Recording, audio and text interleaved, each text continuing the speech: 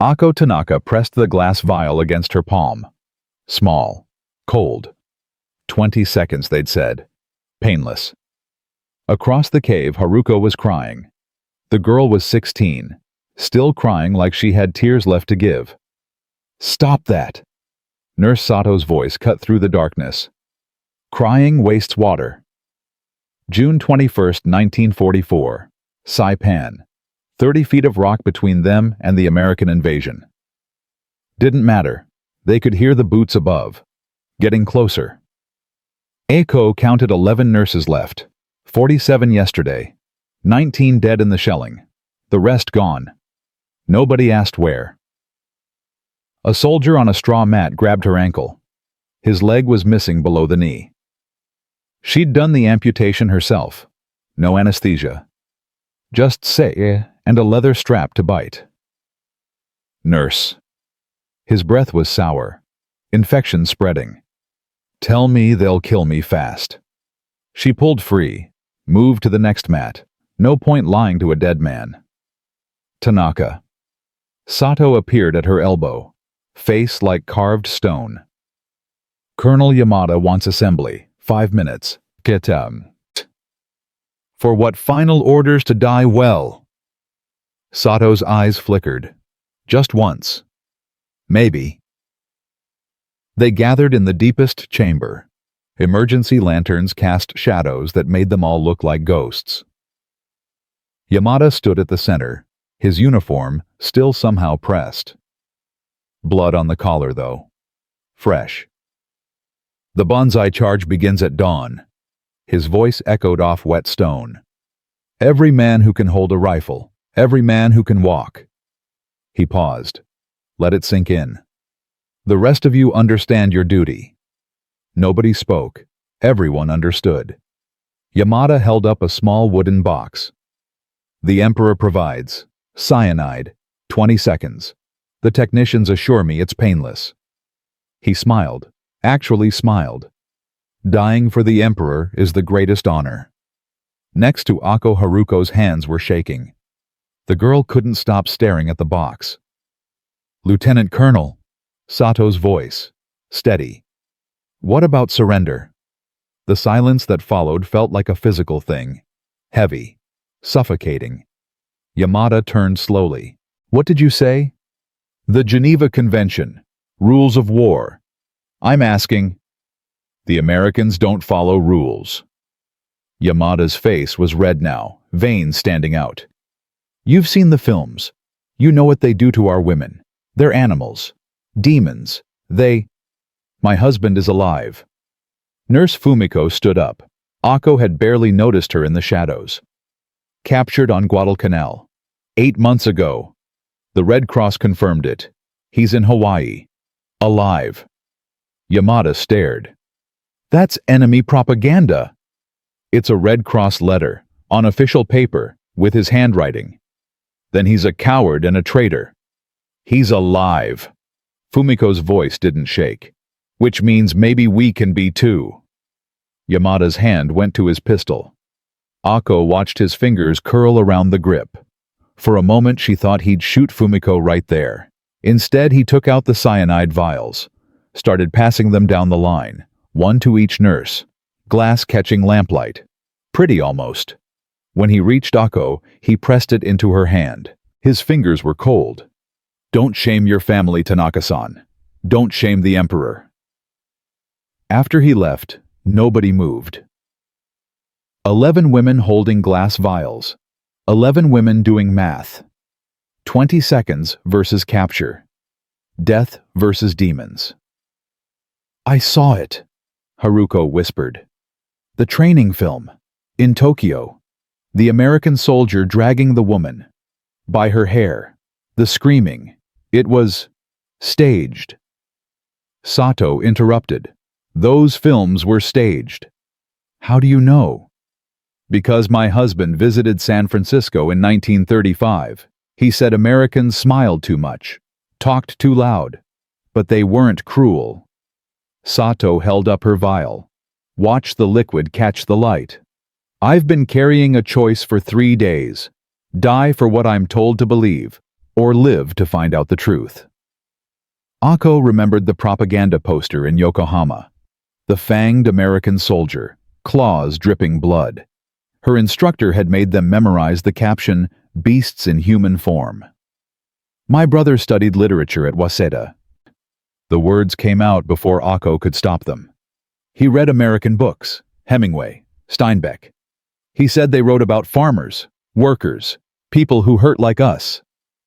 Your brother's a traitor then, Nurse Kimura, older, loyal. The Emperor. The Emperor is in Tokyo. Ako's voice was harder than she expected. We're in a cave, waiting to die. I want to know if we have to. Above them, the jazz started. Louis Armstrong filtering down through 30 feet of rock. Music in the middle of invasion. Music while their soldiers died. Haruko listened, face twisted. Why are they playing music? Are they mocking us? Or they're confident? Fumiko spoke quietly. So confident, they don't need to hate us to win. That hit different.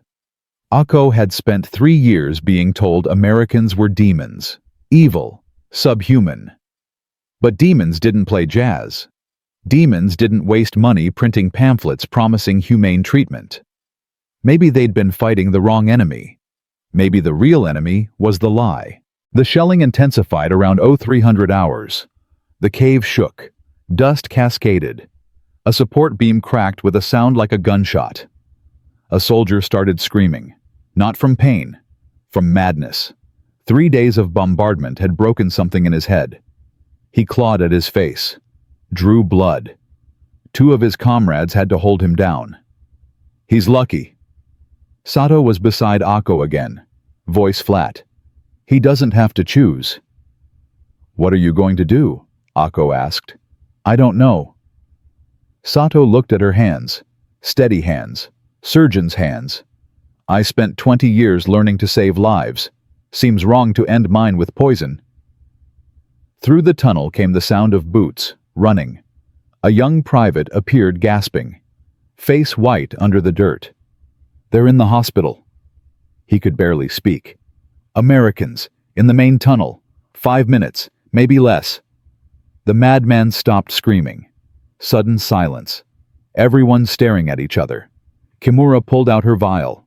Unscrewed the cap. The smell hit immediately. Bitter almond. Chemical.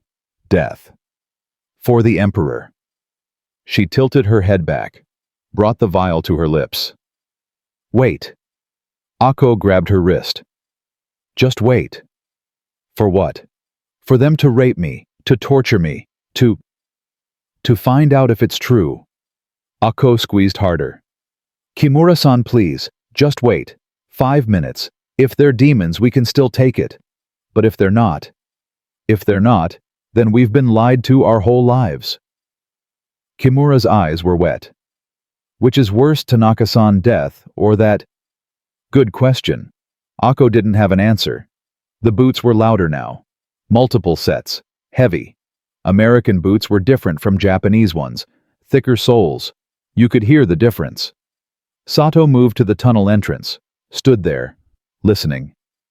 Flashlights, she said. 3, maybe 4. They're checking rooms. Haruko stood up, walked to the center of the cave, looked at each of them. I'm 16. I never kissed a boy. Never went to a dance. Never. Her voice broke. I never got to live. So I'm not taking it. If they kill me, at least I tried. She threw her vial on the ground. It shattered. Tiny sound. Glass on stone. The cyanide hissed as it evaporated. Gone. No going back. Ako stared at the broken glass. At Haruko's face. Terrified, but decided. And something inside her cracked. Not broke. Cracked. Let light through. She'd been a good daughter. Good student. Good nurse. Done everything they told her. Believed everything they taught her. And for what? To die in a cave at 22 because men in Tokyo decided her life was worth less than avoiding shame. Fuck that. She threw her vial down. Harder than Haruko. It exploded into dust. Sato went next, then Fumiko, then 5 others, one by one. Glass breaking, chemical smell filling the air, the sound of women choosing. Kimura didn't throw hers, she just stood there clutching it crying. I can't, I'm sorry, I can't. Then don't. Sato put a hand on her shoulder. We don't judge. The flashlight beams appeared in the tunnel. Yellow-white, American light, different from Japanese emergency lamps, brighter, cleaner. A voice called out. Horrible Japanese, wrong tones, wrong grammar, but trying. Tasukete, we help. Medical, no hurt. Ako's heart hammered so hard she could taste it. This was the moment. Demon or man, rape or rescue. Everything they'd been taught versus a voice in the dark saying help. The flashlight found them, blinded them. Ako raised her hand to shield her eyes. The light lowered. A shadow stepped through. Helmet, rifle, Red Cross armband. The figure stopped, removed the helmet. A boy, maybe 25, sunburned face, scared eyes, just as terrified as them. He held up both hands. Empty. Then did something Ako never expected. He set down his rifle, just put it on the ground, stepped away from it, showed them he was unarmed. From his pack he pulled out a canteen, unscrewed the cap, held it out. His hand was shaking. Mizu. He tried the word carefully. Water? You thirsty? Nobody moved. 11 Japanese nurses, 1 American Marine, all waiting for someone to decide who they were. Sato walked forward, slowly, each step deliberate. When she reached him, she stopped, looked into his eyes, blue eyes, the color of American propaganda posters. She took the canteen, drank, didn't die. The Marine's face broke into a smile, relief flooding through. Good. Yes, good. He reached back into his pack, pulled out something wrapped in wax paper, unwrapped it. Brown bar. Eat chocolate. He broke off a piece, held it out. Haruko took it, put it in her mouth. Her eyes went wide. It's sweet, she whispered in Japanese. Oh God, it's actually sweet. That's when Ako started crying, not from fear, not from relief, from rage, pure burning rage. They'd been lied to, for years, decades, told that Americans were demons, that capture meant horror, that death was better than the truth. And instead there was a scared kid with a sunburned face offering chocolate to his enemies, because somewhere, somehow, someone had taught him that even enemies deserved kindness. More Americans appeared. A medic, an officer with silver bars. They moved carefully, hands visible, voices low. One was saying words in English. Ako caught civilians and POW and Geneva. The Marine Sam, she'd learn his name later, pulled out a photo. Woman holding a baby, both smiling. He pointed to them, then himself. Wife, son, Oklahoma, home. He was showing her he was human, that he had people waiting, that he wanted to live through this war as much as she did. Ako looked at the photo, at the woman's smile, at the baby's fat hands, and felt the last of her propaganda-taught hatred dissolve like cyanide on stone. She'd spent 3 years learning to hate. It took 30 seconds to realize hate was the real poison. In the corner, Kimura still clutched her vial. Ako walked over, knelt beside her, eyed. Give it to me. I can't face them. Yes, you can. You already are. You're still breathing. That's facing them. Kimura's fingers loosened. Ako took the vial, walked to where the others lay shattered, added it to the pile. Glass and broken promises. They were led out as dawn broke. The island looked like the moon. Everything dead. Everything burned. Bodies everywhere. Japanese and American. But the ratio was wrong. 10 to 1. 20 to 1. Not the glorious death they'd been promised. Just death. An American medical tent stood where the sugar mill used to be. Inside, doctors were working on everyone. Japanese soldiers, American Marines, Chamorro civilians. Didn't matter. All getting treated the same. Ako watched an American surgeon operate on a Japanese soldier. Same intensity. Same care. She couldn't reconcile it. 3 years of propaganda versus 30 minutes of reality. Sam appeared beside her, still holding his canteen. He pulled out the photo again, pointed to the woman, struggled with words, finally just said in English, "I miss home." Ako understood without translation. She missed home too. A home that might not exist anymore. A father who might be ashamed. A mother who'd given her daughter to the Emperor's war. But she was alive, against orders, against training, against every story she'd been told. She'd thrown away certain death and chosen uncertain life. And standing in the ruins of Saipan, watching American doctors save Japanese soldiers while jazz played from a radio somewhere, Ako Tanaka realized something fundamental had shifted. She'd been taught that her worth came from dying well. But maybe worth came from choosing to live. Especially when they told you not to. Sam held out the canteen again. This time she took it without hesitation, drank. The water was warm and tasted like metal, but it was the best thing she'd ever had. Behind them, the sun rose over the Pacific, same sun that rose over Tokyo, over Yokohama, over her village in Niigata. The war had taught her that enemies lived under different suns, but standing there drinking from an American canteen, while an American Marine showed her photos of his family, she understood the biggest lie of all. There was only ever one sun, and it shone on everyone the same. The American medical tent had a clock on the wall, battery-powered, ticking. Ako stared at it. 08:47 hours. June 22nd. She'd survived. That should have felt like victory. Instead, it felt like drowning. Sam brought more water, this time with salt tablets. "Dehydration," he said, miming drinking. "Bad. You take." He pressed 2 white pills into her palm. Ako swallowed them. Tasted like chalk and the ocean. "Why?" she asked in English. One of 5 words she knew. "Why what?" She gestured at everything. The tent. The doctors. Him. "Why?" "Kind." Sam's face did something complicated. He pulled out a wrinkled pamphlet from his breast pocket. Geneva Convention. Rules of War.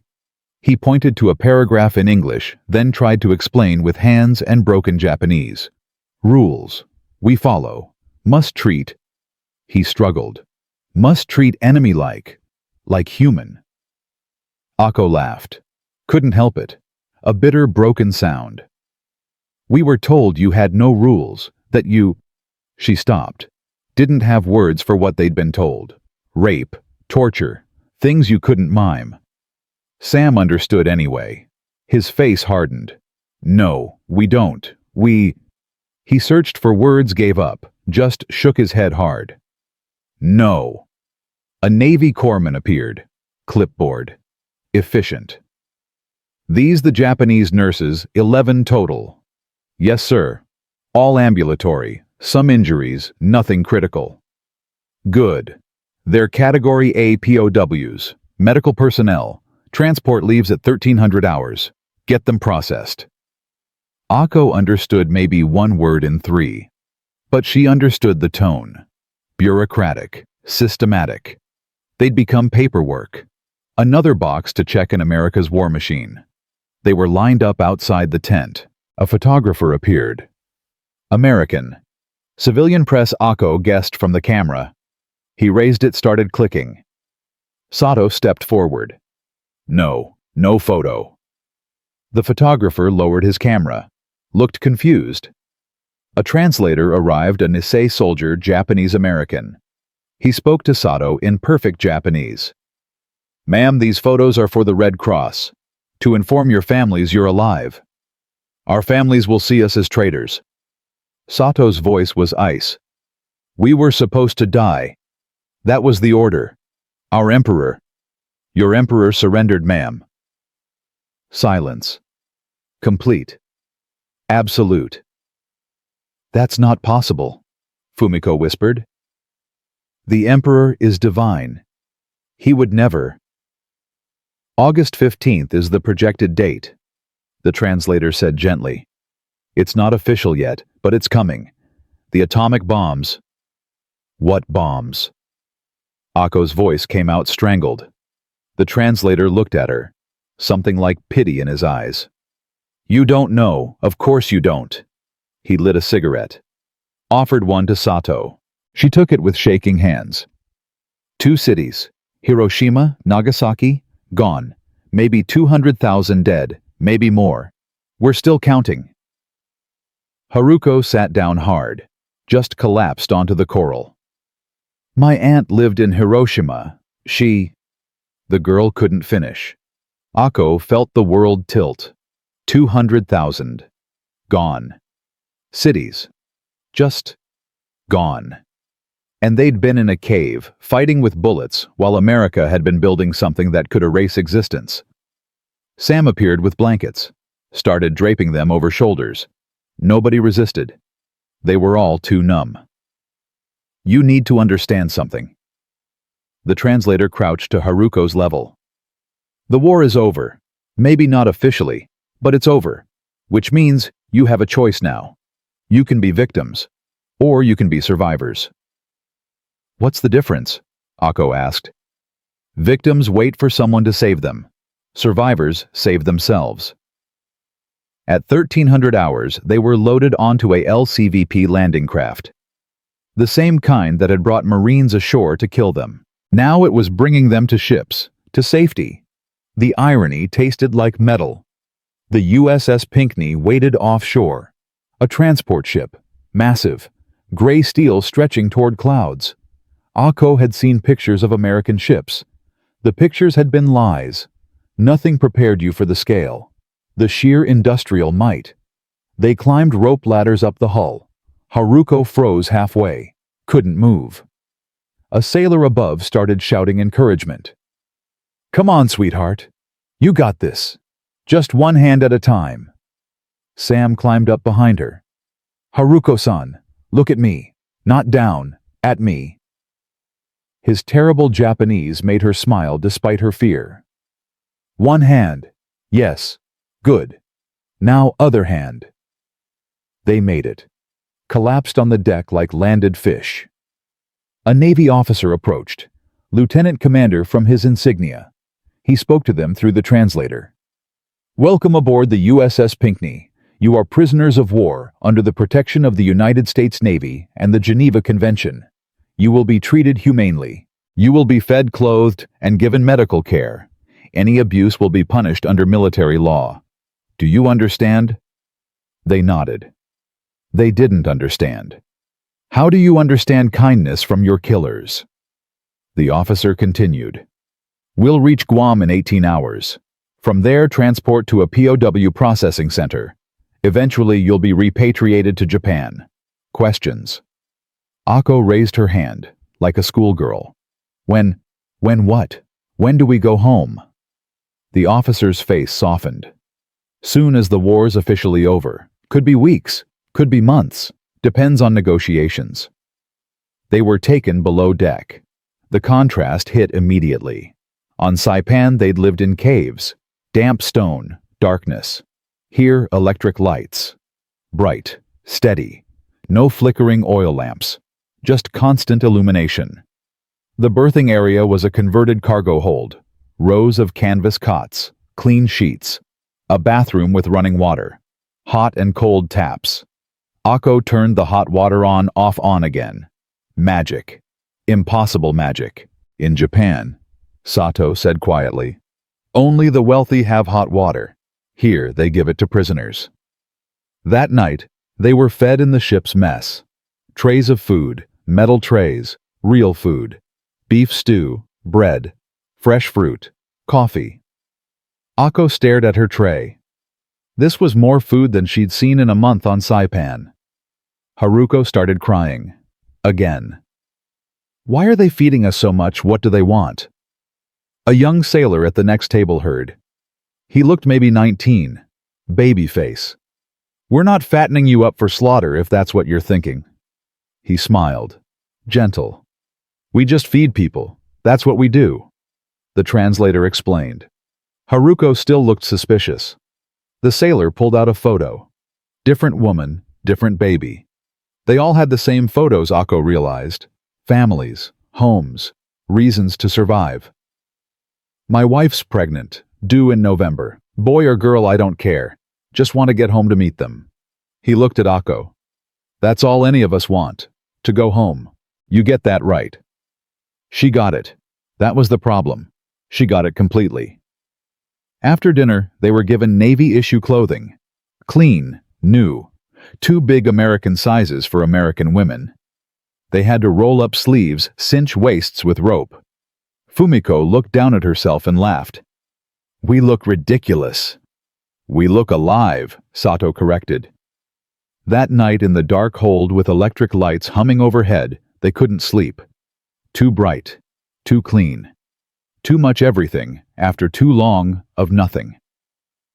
"Tell me something true," Haruko whispered. "About home, before the war. Something true and good." Fumiko spoke first. "My husband and I, we went to see cherry blossoms in Kyoto. April 1940. He said I was more beautiful than any flower." Her voice cracked. "I called him a fool. I wish I'd said thank you instead." "My mother made the best miso soup," another nurse offered. "She'd wake up at 5 a.m. just to start the broth. Said good soup takes time, can't rush it."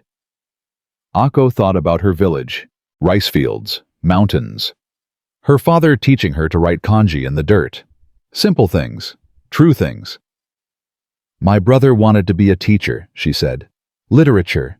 He said books were bridges between people. That if everyone read the same stories, maybe we'd stop killing each other." She paused. "He was drafted in 1942. I don't know if he's alive." The translator, whose name was David Tanaka, appeared in the doorway. "Mail call just came in. Red Cross letters.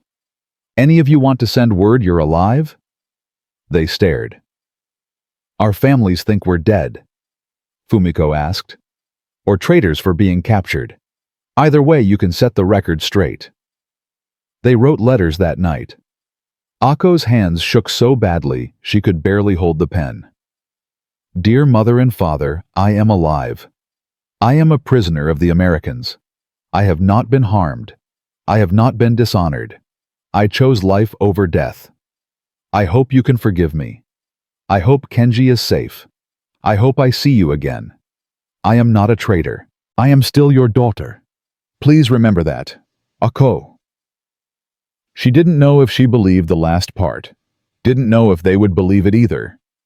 The USS Pinckney reached Guam at 0600 hours June 24th. 42 hours since Ako had pressed a scalpel to her wrist. A lifetime since.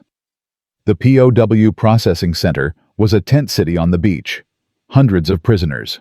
Maybe thousands. Japanese soldiers, sailors, civilians.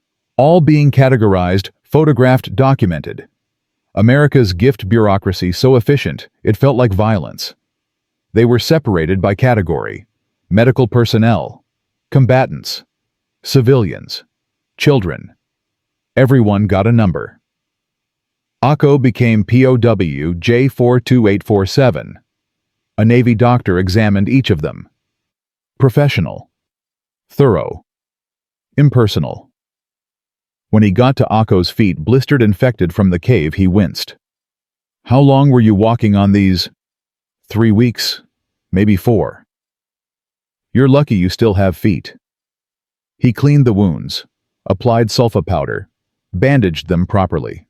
"Stay off them for a week. I'm serious. Infection like this, you could lose toes." She wanted to laugh. Lose toes. She'd almost lost her life. Toes seemed reasonable. That afternoon, Sam found her. He had a package, brown paper tied with string. "For you." He pushed it into her hands. Open. Inside a pair of canvas shoes. Navy issue. Women's size, someone had guessed at her measurements. And socks. White cotton socks.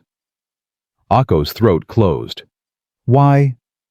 Saw your feet. Doctor said you need shoes. Sam shrugged like it was nothing, like giving shoes to your enemy was normal. Can't have you walking barefoot. We're prisoners. So why do you care if prisoners have shoes? Sam sat down beside her, pulled off his own boots, showed her his feet, blistered too, raw heels. I joined the Navy at 17, 3 years, still getting blisters. He smiled. Bad feet are bad feet, doesn't matter which side. Ako put on the socks, the shoes. They fit. Perfectly. She started crying and couldn't stop. Sam panicked. Wrong size, I can get different. No. She wiped her face. Perfect. They're perfect. That's why I'm crying. He didn't understand. How could he? He'd never been taught that kindness was weakness, that accepting help meant losing honor, that shoes from an enemy were chains disguised as gifts. But they were comfortable chains, and her feet didn't hurt for the first time in a month. The days in Guam blurred together. Wake at 0600. Breakfast. Roll call. Work assignments helping in the medical tents treating other POWs. Lunch. More work. Dinner. Lights out at 2200. Routine. Mind-numbing routine. But underneath something was shifting. The American guards weren't cruel. They weren't kind either. They were just doing a job, following orders. Some were friendly, some indifferent. None were demons. One guard, Corporal Miller, brought them American magazines. Life. Look. National Geographic. Figured you'd want to see what you're up against, he said. Not mocking, just honest. They spent hours looking at the photos. American cities, cars, factories, skyscrapers, women in pants working in munitions plants. The industrial capacity was staggering. We never had a chance, Sato said quietly. Did we? No. David Tanaka answered. He'd become their unofficial liaison. Japan's industrial output was maybe 10% of America's. You were fighting an enemy that could replace every ship, every plane, every tank faster than you could destroy them. Then why did we fight? Because your leaders believed in dying beautifully. Americans believe in winning ugly. He lit another cigarette. Different philosophies. On July 4th, the Americans celebrated Independence Day. Fireworks, music, dancing. The POWs watched from behind wire fences. Not barbed wire, just regular chain link. A symbolic boundary, more than a real one. Haruko pressed against the fence. They're celebrating. In the middle of a war. They're having a party. A soldier noticed, walked over. African American. Ako had never seen a black person before. He held out a Coca-Cola bottle through the fence. Want some? Haruko took it, sipped. Her eyes went wide. It's sweet and fizzy. The soldier laughed. Never had Coke before. Girl, you've been missing out. They passed the bottle around. Each nurse taking a sip. Fizzy American dreams in a glass bottle. It tasted like everything they'd been taught to hate. It tasted like freedom. That night alone in her cot, Ako thought about the journey. Cave to tent. Enemy to... what? Not friend. Not quite. But not enemy either. Something new. Something without a name. She thought about her father saying, "Bring honor to our family." She'd thought honor meant dying well. But maybe honor meant choosing life when death was easier. Maybe honor meant admitting you'd been wrong. The next morning, Sato made an announcement. We're going to write a letter, all of us, to General MacArthur. Saying what? Fumiko asked. Saying thank you, for treating us like human beings, for following rules we were told didn't exist. Sato's face was harder than Ako had ever seen it. And saying we were lied to, that our government, our emperor, our commanders, they lied. We need to document that, for history, so nobody can deny it later. They drafted it together, 11 women, 11 signatures.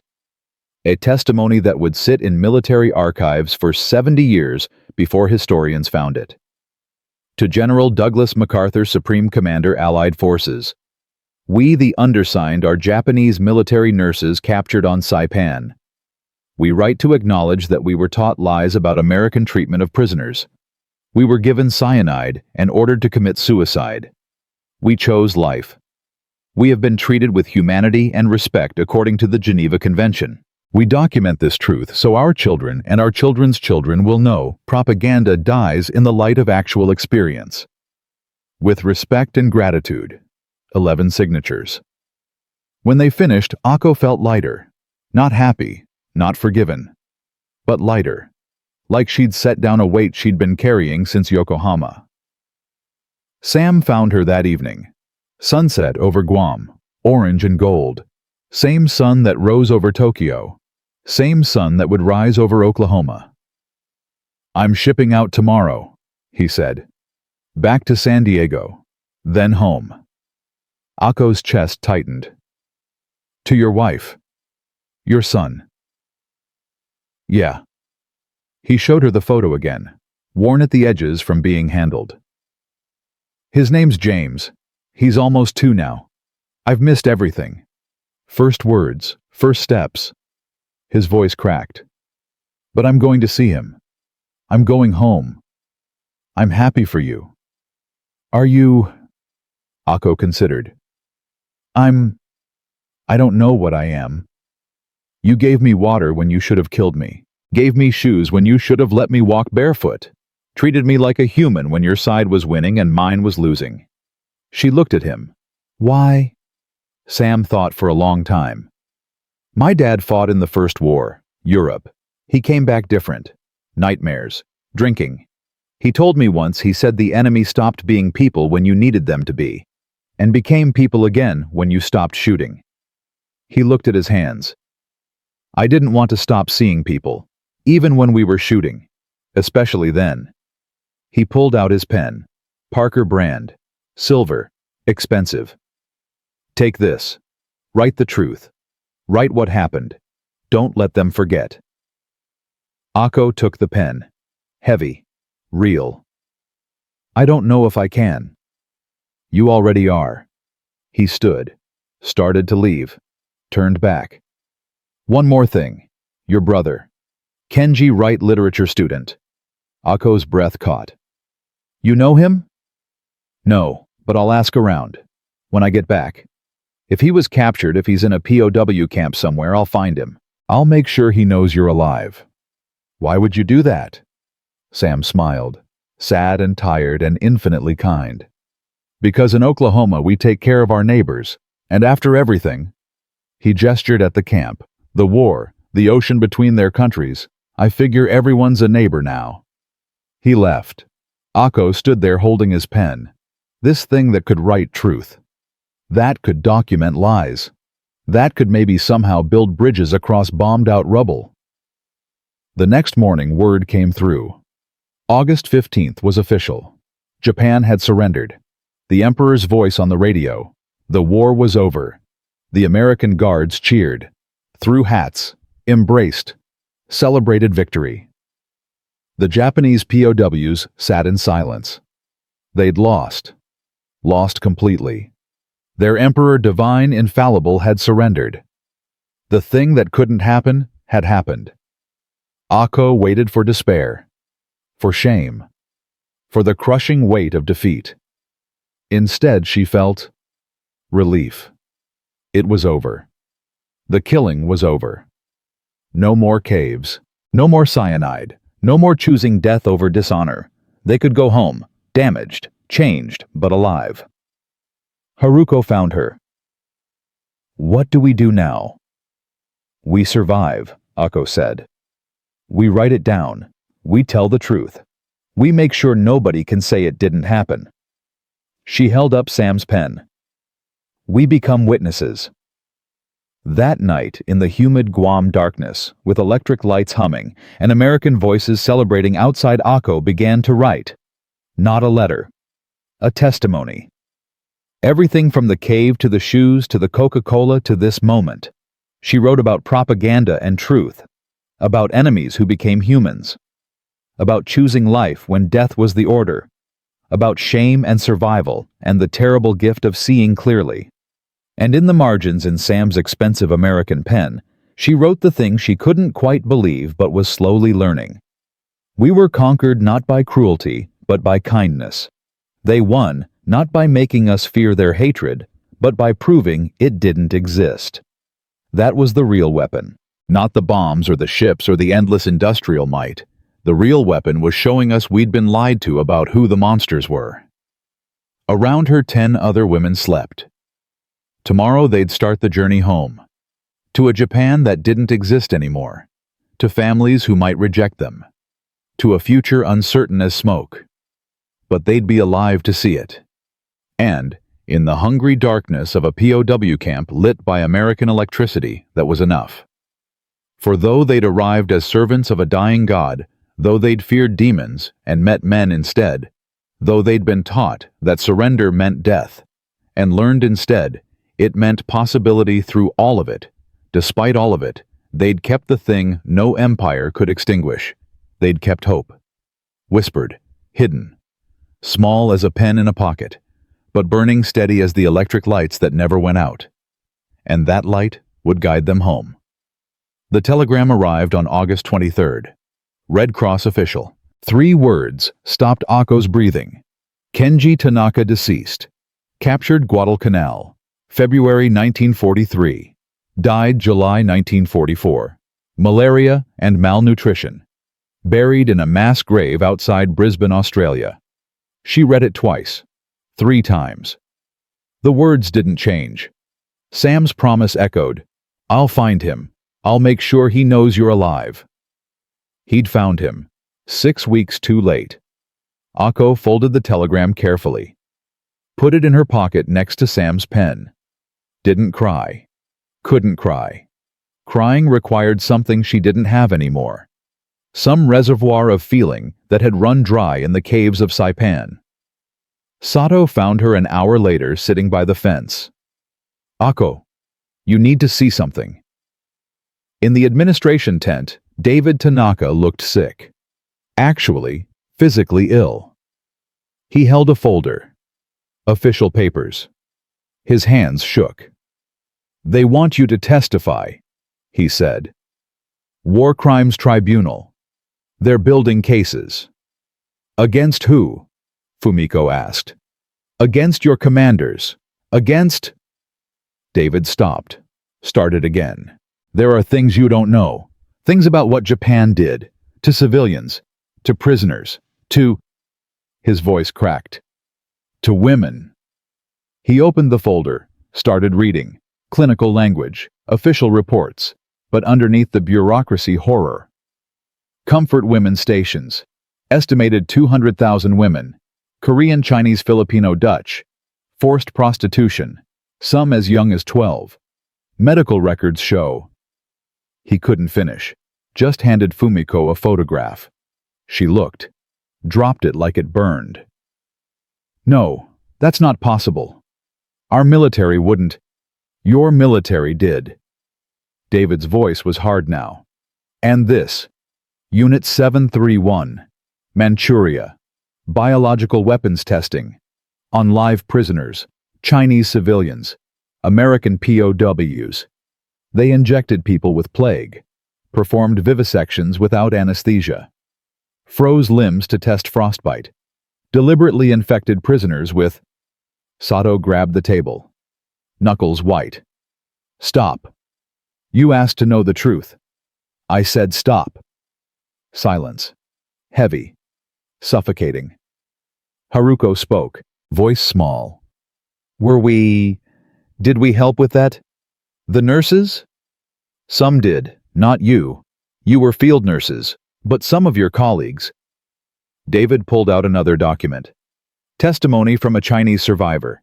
She describes Japanese nurses assisting in sterilization experiments. Nurses who held down patients, who recorded results, who— Ako stood up so fast her chair fell over. "We didn't know." "Doesn't matter. You wore the same uniform." "We didn't know." her voice rising. "We were told we were saving soldiers, serving the emperor. We didn't." "I know." David's face softened. "That's why they want you to testify. Because you didn't know. Because you were lied to, too. Because if Japanese nurses can stand up and say, 'We were deceived, we were used, we reject this,' that matters. That helps." Fumiko picked up the photograph again, looked closer. "How do we testify to crimes we didn't commit? You testified to the system that made them possible.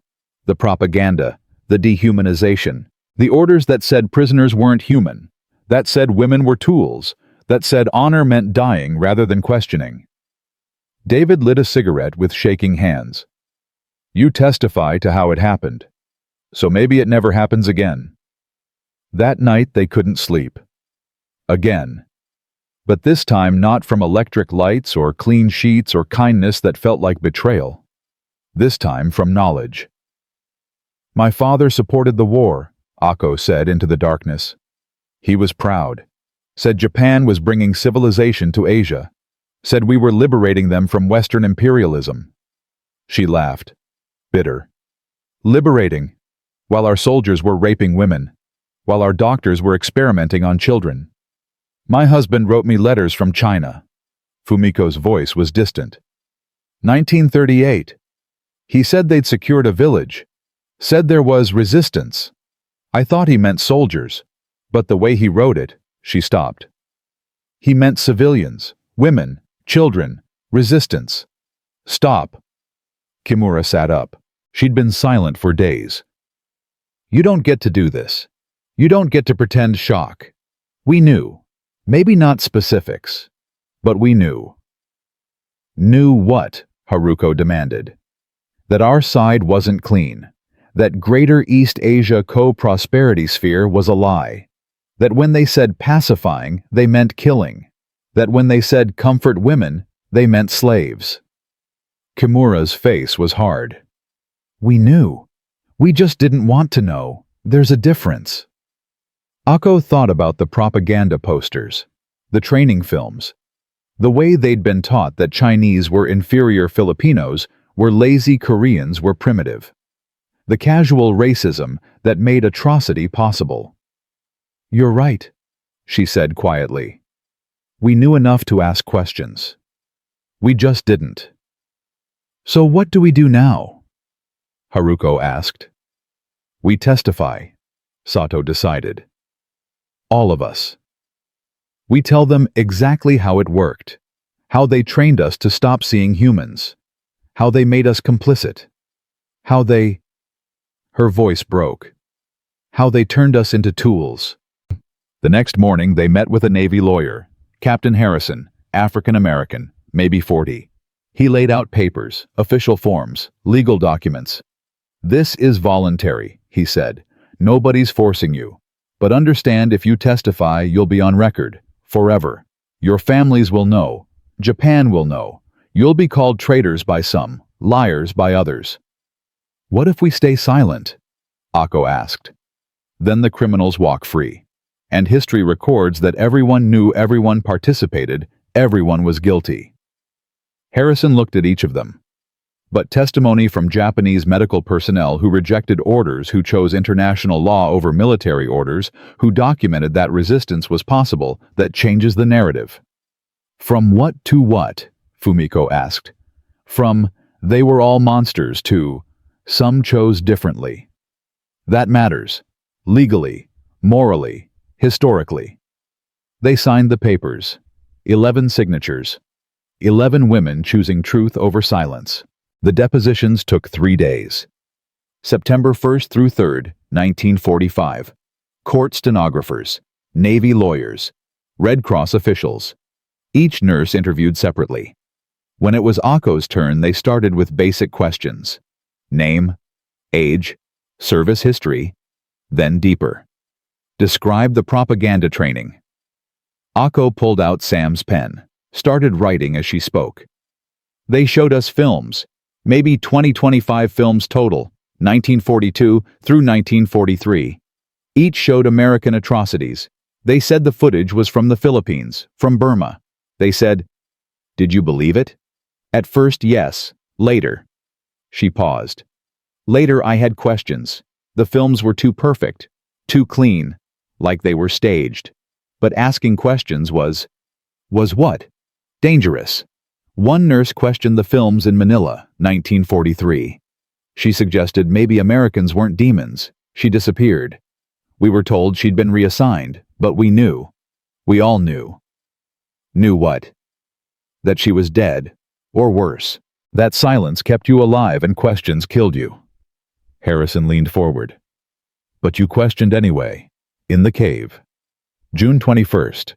You and Nurse Sato discussed whether to take the cyanide. What changed? Ako thought about that moment. About Haruko crying. About the jazz music drifting through stone. About broken men babbling that Americans advanced like machines. Unstoppable, efficient, inhuman in their precision, but not in their cruelty. I realized the propaganda had contradictions.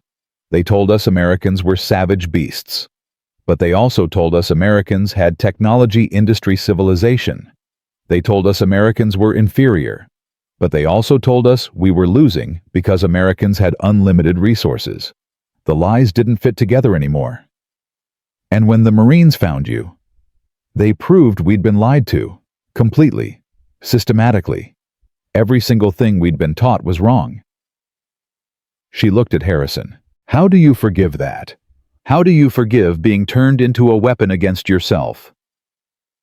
Harrison didn't answer, just wrote notes. On September 4th, they were allowed to meet other POWs. Japanese soldiers, sailors, civilians, men who'd been captured weeks or months earlier. One was a submarine officer, Lieutenant Hayashi. He'd been captured in May, spent 3 months in American custody. How have they treated you? Sato asked. Hayashi laughed. Better than our own officers. Food, medicine. They even let me write home. My wife knows I'm alive. Can you imagine the enemy told my wife I was alive while my own Navy listed me as killed in action? Why? Fumiko asked. Why treat prisoners so well?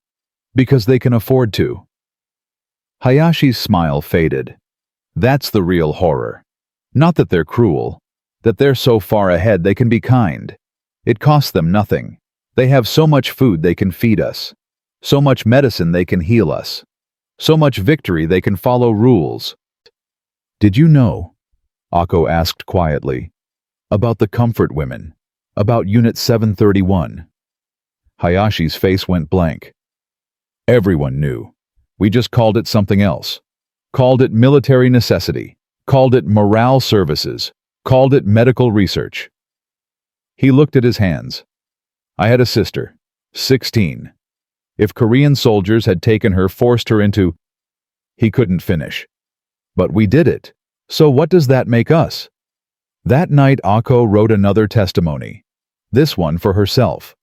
Not for courts or history, just truth. We were children playing war. We thought honor meant dying well. We thought loyalty meant obeying orders. We thought patriotism meant never questioning. And while we played at being soldiers, our country committed horrors we can't wash away with apologies or tears or even justice. The victims are dead. The perpetrators will be punished. But what about us, the ones who didn't know but should have? The ones who served the machine without understanding what it was grinding up? Where do we fit in history's judgment? On September 10th, Corporal Miller found her writing. Getting it all down. Trying to. Ako looked up. Your people won. Why does it feel like everyone lost? Because maybe we did. Miller sat down, pulled out his own cigarette. My grandfather was a slave. Georgia. Freed in 1865. 80 years ago. You know what he told my father? He said freedom isn't the opposite of slavery. Freedom is choosing what to do with the truth once you see it. He tapped her notebook. You're choosing. That counts. Does it? Does choosing matter after the atrocity? Only thing that matters. Can't undo what's done, can only decide who you are after. The repatriation order came on September 15th. All Category A POWs, medical personnel, clergy, civilians to be returned to Japan starting October 1st. Ships already being prepared. Ako felt her stomach drop. Home. Going home. To what a country that had surrendered. A family that might reject her. A brother dead in an Australian grave. I don't want to go, Haruko said that night. What if they hate us? What if they'll hate us? Sato was matter of fact. We survived when we should have died. We cooperated with the enemy. We testified against our own military. Of course they'll hate us. Then why go? Because it's our country. Because we have to face it.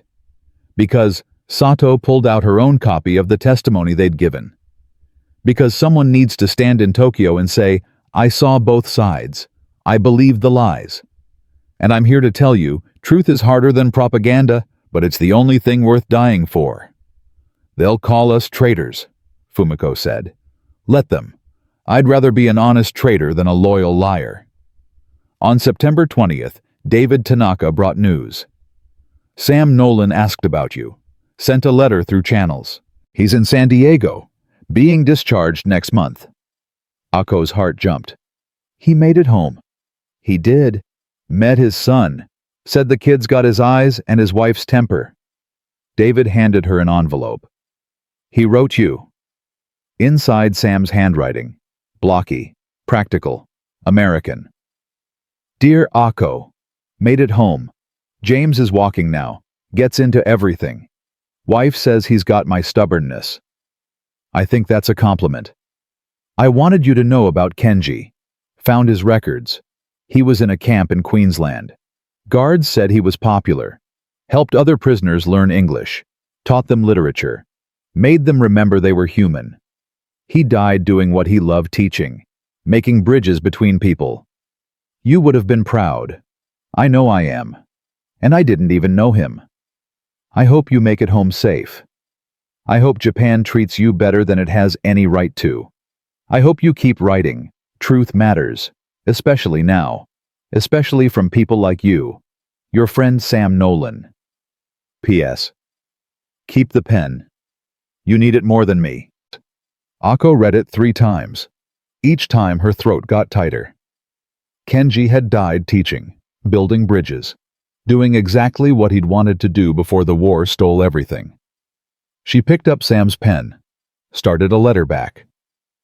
Dear Sam, thank you for finding my brother, for giving me truth even when it hurt. He would have liked you. You both believed in the same thing, that people are people no matter which flag they salute. I'm going home next week. I don't know what waits there. But I know I'm bringing your pen and the truth it helped me write. That has to count for something. Maybe I'll teach someday, like Kenji wanted to. Maybe I'll tell students about the war and lies and propaganda and the moment I threw away poison because an enemy offered me water. Maybe that's how bridges get built. One story at a time. Thank you for treating me like a human when you had every reason not to. I will never forget that. I will spend the rest of my life earning it. Your friend Ako Tanaka. P.S. Tell James his father is a good man. Make sure he knows. On September 28th, they packed. The Navy gave them each a duffel bag, new clothes, basic supplies, Red Cross packages for their families, and documents, official papers stating they'd been POWs, that they'd testified willingly that they'd been treated according to international law. These might protect you, Harrison explained. If there's backlash, if authorities question your loyalty, show them these. Prove you were following law, not betraying country. And if they don't care about law, Kimura asked, then at least you'll have documented truth, for later, when it matters again. The USS Missouri would take them home, the ship where Japan had signed surrender documents on September 2nd. The symbolism wasn't lost on anyone. Their last night in Guam, the 11 nurses sat together. Didn't talk much. Just existed.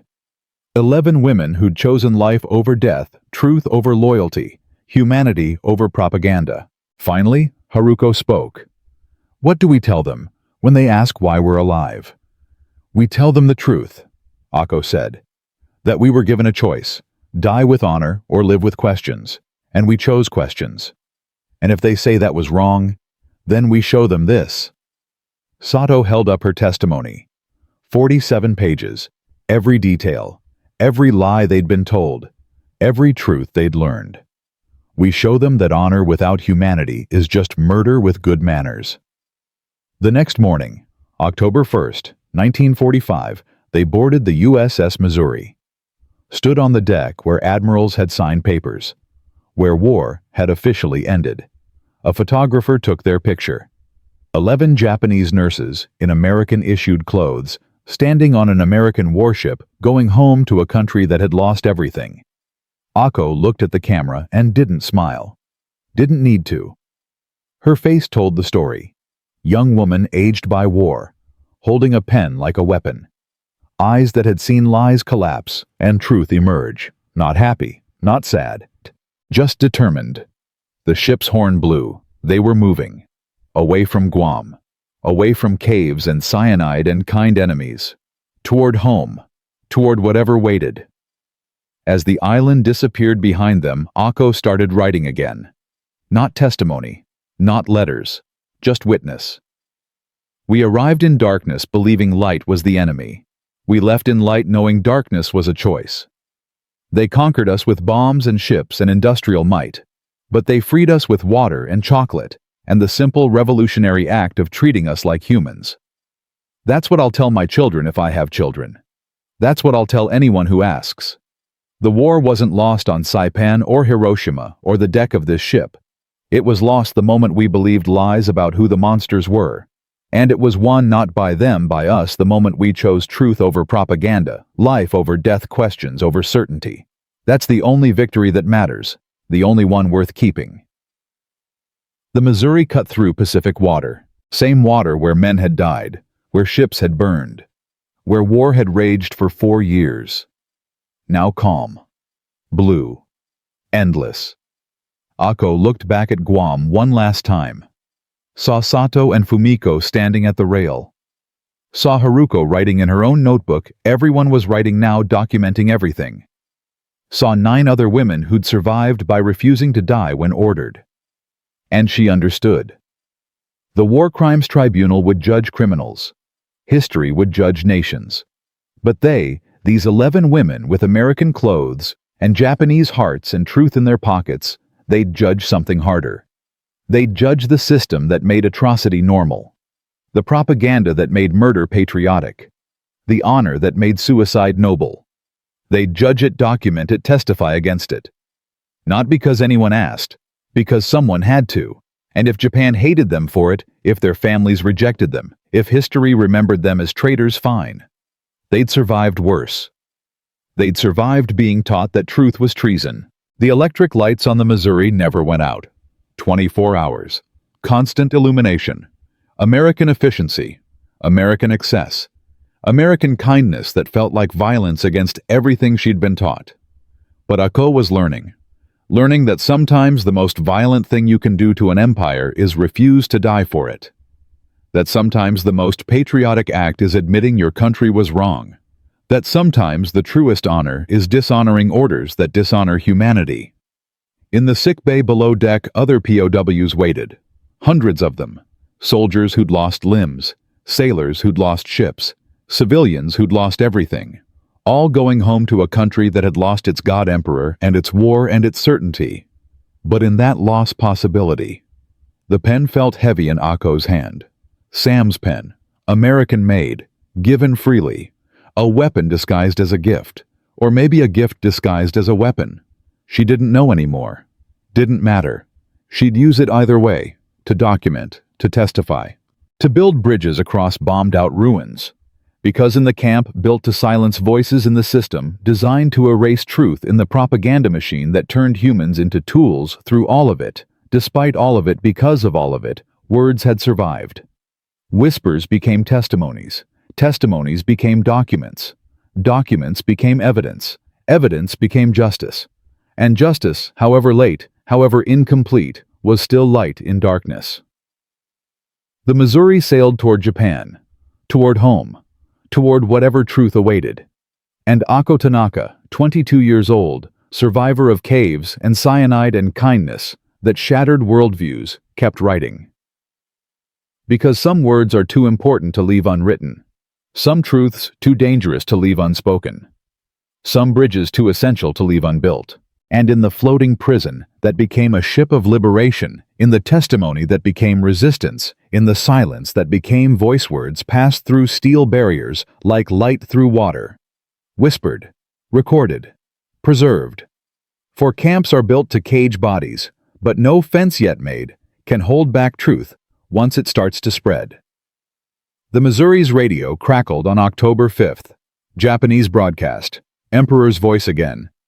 Not surrender this time. Instructions. All citizens must cooperate with occupation forces.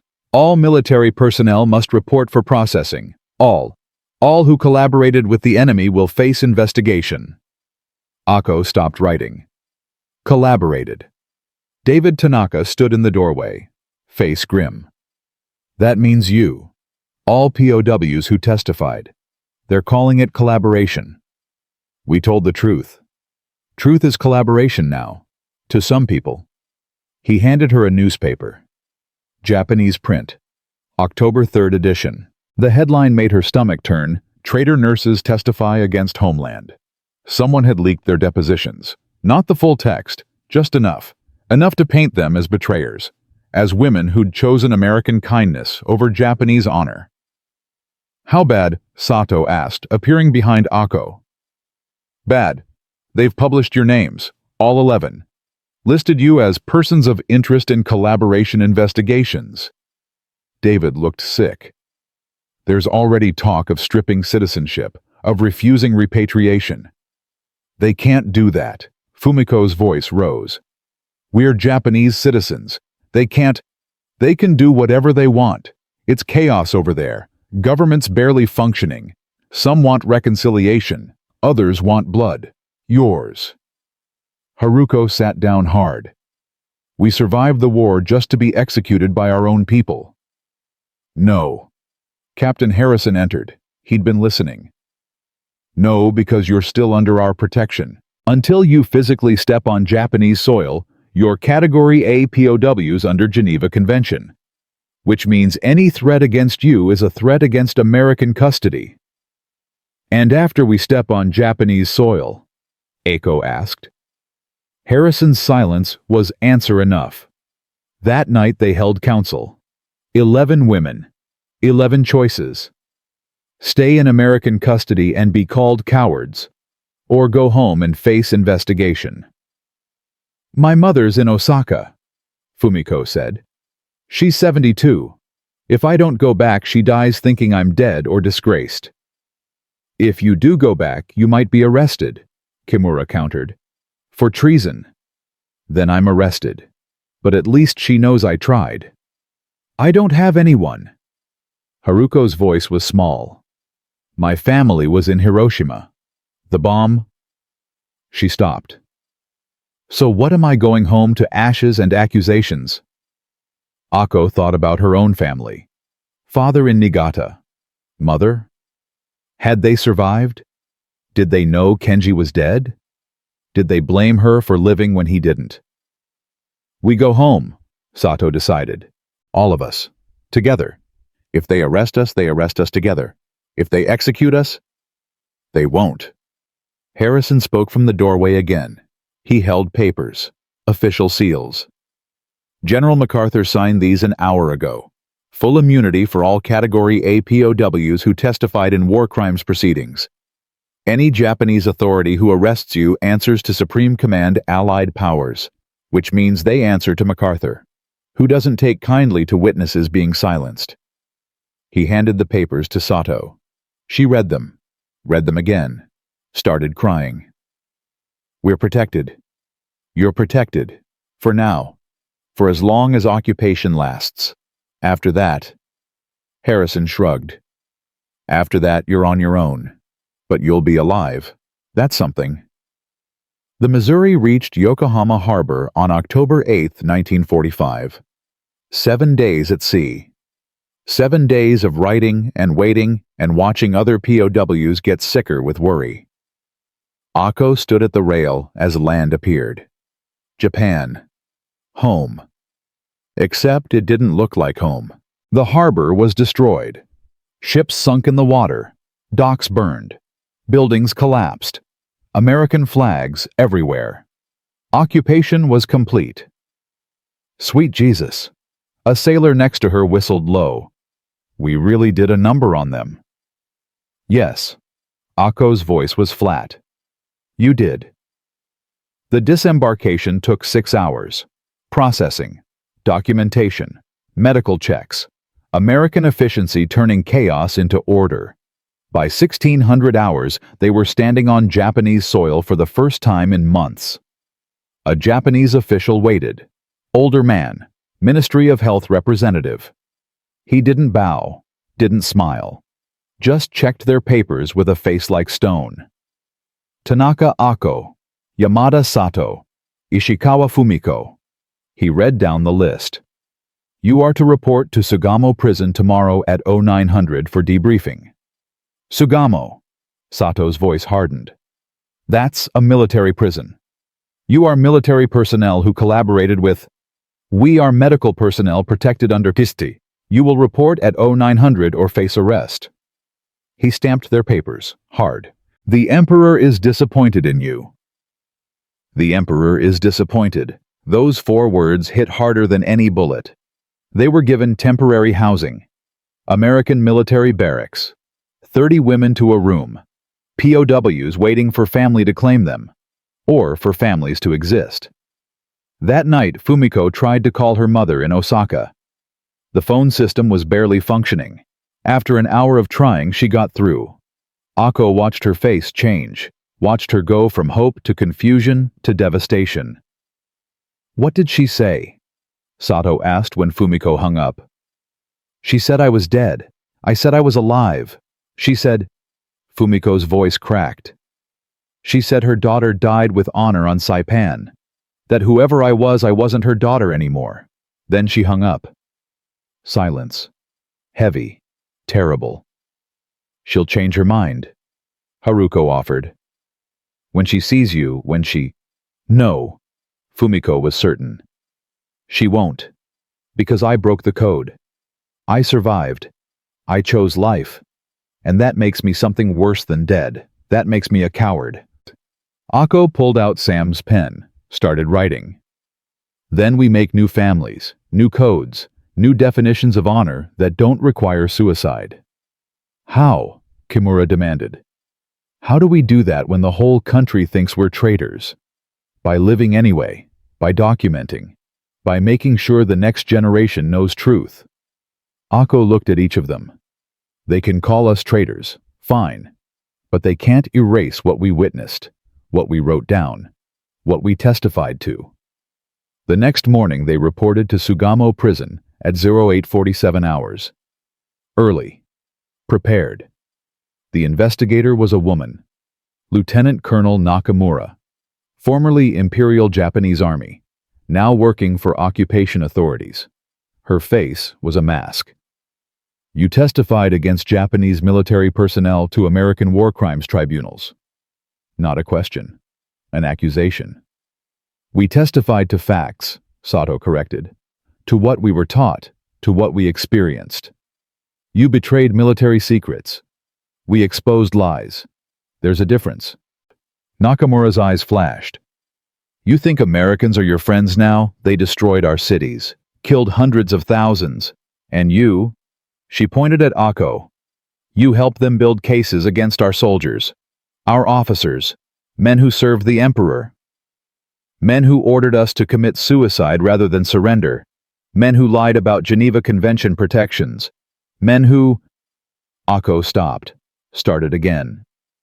With respect, Colonel, we didn't betray Japan. Japan betrayed us first. By losing, by lying, by making us complicit in atrocities we didn't know were happening, by teaching us to hate people who turned out to be human. Ako pulled out her testimony. All 47 pages. This is what we told Americans. You can read it. Everything's documented. We didn't reveal troop movements or military secrets. We documented propaganda, the training films, the lies, the orders to die. That's not treason, that's witness." Nakamura read, slowly, carefully. Her face didn't change, but her hands started shaking around page 30. When she finished, she looked up. "You were given cyanide." "Yes." "And you refused." "We threw it away, chose life over orders." "Why?" Ako thought about that moment. Cave, darkness, Haruko crying, the sound of glass breaking. "Because dying for a lie isn't honor, it's just waste." Nakamura stood, walked to the window, looked out at destroyed Tokyo. "My brother was at Okinawa. Banzai charge, June 1945. He knew it was suicide. Did it anyway. Died for the emperor." She turned back. "Was he a fool?" The question hung. Dangerous. Honest. "He was a soldier following orders," Ako said carefully. "We were nurses who questioned them. Neither is wrong, but only one lets you learn from it." "Because you're alive." "Yes." Nakamura sat down, stamped their papers. "You're cleared. No charges. No investigation." She handed the papers back. "But understand, legally you're protected. Socially you're dead. Your families may reject you. Employers won't hire you. You'll be whispered about, pointed at. Some will call you heroes for standing up to military authority. Most will call you traitors for surviving when millions died." "We know," Sato said quietly. "We knew the moment we threw away the cyanide." They were released at 1300 hours. Free, protected, homeless. Ako tried to call her parents that night. The phone rang 15 times. No answer. She tried again at 0700 the next morning. Her mother picked up. "Mother, it's Ako. I'm alive. I'm in Tokyo. Click. Dial tone. She called back. Her father answered. "Father, please, just listen. I know you're disappointed. I know I was supposed to die. But I couldn't. I chose life. I chose truth. You chose shame." Her father's voice was ice. "Your brother died with honor. You lived with dishonor. You are not my daughter anymore. Father, do not call again. Do not come home. You are dead to us. Kenji died a hero. You died a coward. That's the only story this family tells." The line went dead. Ako sat there holding the phone. Numb. Empty. She'd survived caves and cyanide and enemy kindness. But this rejection from the people who'd raised her, this was different. "My parents, too." Haruko appeared. Red eyes. "They're in Kyoto. They said—" She couldn't finish. One by one, the others returned with similar stories. Families who refused to acknowledge them. Who said their daughters had died on Saipan. Who hung up. Who slammed doors. By evening, 9 of 11 had been disowned. Only Fumiko's mother hadn't answered, and Sato's husband was still a POW somewhere in the Pacific. They sat in the barracks that night. 9 women. No families. No homes. Just each other. "What now?" Haruko asked. "Now we become what they accused us of," Ako said. She pulled out Sam's pen, started writing. "We collaborate. With truth. With each other. We build something new." "Like what?" "Like a nursing school. For women who want to learn medicine based on science, not propaganda. Like a testimony project. Recording stories from other survivors. Like—" She looked around. "Like a family that doesn't require suicide to prove loyalty." "The Americans would support that?" Kimura asked. "Maybe. MacArthur's talking about democratization, women's rights, education reform. Maybe there's space for us in that." David Tanaka appeared in the doorway. "There is. I just came from SCAP headquarters. General Willoughby wants to meet you, all of you." Tomorrow. 1,000 hours. They met Major General Charles Willoughby in the Dai-ichi Insurance Building, MacArthur's headquarters, American power in the heart of destroyed Tokyo. Willoughby was direct. You're useful.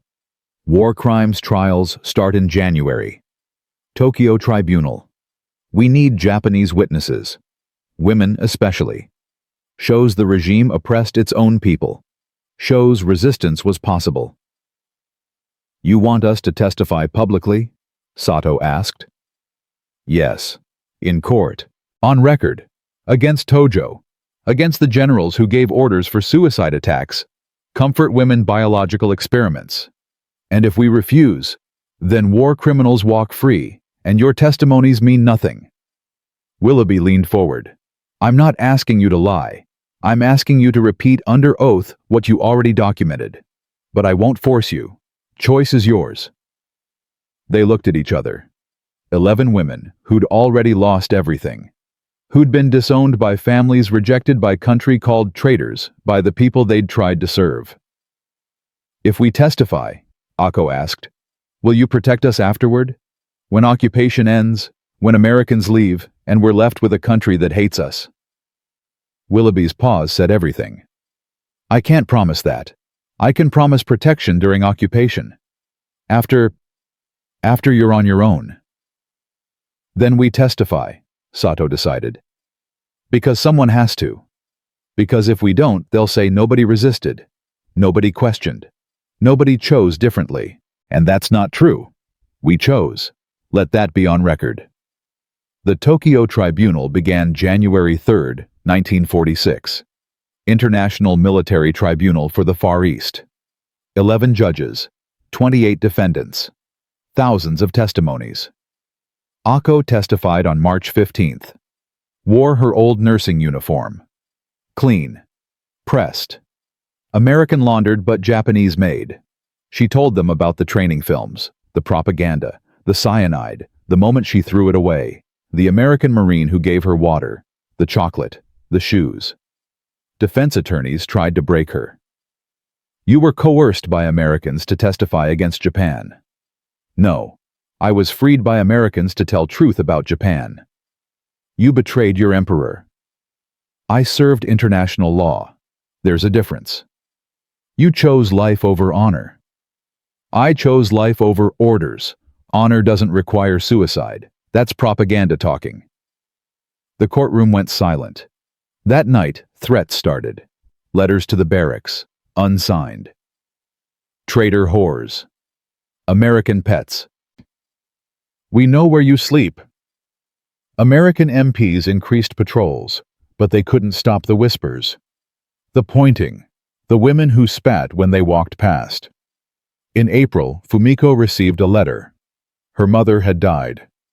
Heart attack. March 28th. Funeral was April 2nd. I wasn't invited, Fumiko said flatly. My own mother's funeral. They didn't tell me. Ako held her while she cried. In May, Haruko found work, teaching English to Japanese children. Basic conversation. American authorities had mandated English education, needed teachers. They don't know I'm a traitor nurse, Haruko said. I use my maiden name, keep my head down, but I'm teaching, like Kenji wanted, building bridges. One by one, they found ways to survive. Teaching, nursing, translation work, always under different names, always hiding who they were. But Ako kept writing, kept documenting, kept adding to the testimony that now filled 3 notebooks. In September 1946, a letter arrived. American postage, Oklahoma return address, Sam Nolan. Dear Ako, hope this finds you. Heard through channels you testified at Tokyo. Proud of you. Takes courage to stand up to your own side. James is 3 now, talking in full sentences. Asked about the war last week. I didn't know what to tell him. How do you explain to a kid that people tried to kill each other over ideas, over territory, over lies? I told him about you, about the cave, about the cyanide, about choosing life. He asked if you were a hero. I said yes. Not because you killed enemies, because you refused to die for one. Hope you're writing. Hope you're building those bridges. World needs them, especially now. Your friend Sam. Ako wrote back that night. Dear Sam, I testified. They hate me for it. My family disowned me. My country calls me traitor. But I'm alive, and I'm teaching, and I'm writing. And maybe that's enough. Tell James his father saved a life by offering water. Tell him that matters more than any battle. Tell him to keep asking questions, even especially when answers hurt. That's how we stop the next war, one question at a time. Your friend Ako. The letters continued for years. Sam and Ako, American Marine and Japanese nurse, building a bridge across an ocean of graves. In 1952, the occupation ended. American troops withdrew. Protection disappeared. 3 of the 11 nurses left Japan, emigrated, started over in America and Brazil and Argentina, anywhere but home. 8 stayed, including Ako. Why? Haruko asked. She was packing, going to California. Why stay where they hate us? Because someone has to remember correctly, Ako said. Someone has to stand in Tokyo and say, I was there, I saw both sides, and I chose truth. If we all leave, they'll rewrite history, say we never existed, say resistance was impossible, say everyone believed the lies. Let them. Why is that your problem? Because Kenji died teaching, and I'm alive, so I teach, I document, I witness. Ako held up Sam's pen, worn now, used. This is my weapon. This is how I fight the next war, by making sure people know what the last one actually looked like. By 1970, Ako Tanaka was teaching history at a Tokyo high school, using a different name, hiding her past, but teaching truth. She told students about propaganda, about how governments lie, about how questioning authority isn't treason, it's citizenship. One day a student asked, Tanaka-sensei, did you live through the war? Ako paused, looked at the faces. 17-year-olds. Kenji's age when he'd been drafted. Haruko's age when she'd thrown away cyanide. Yes. What was it like? And Ako told them.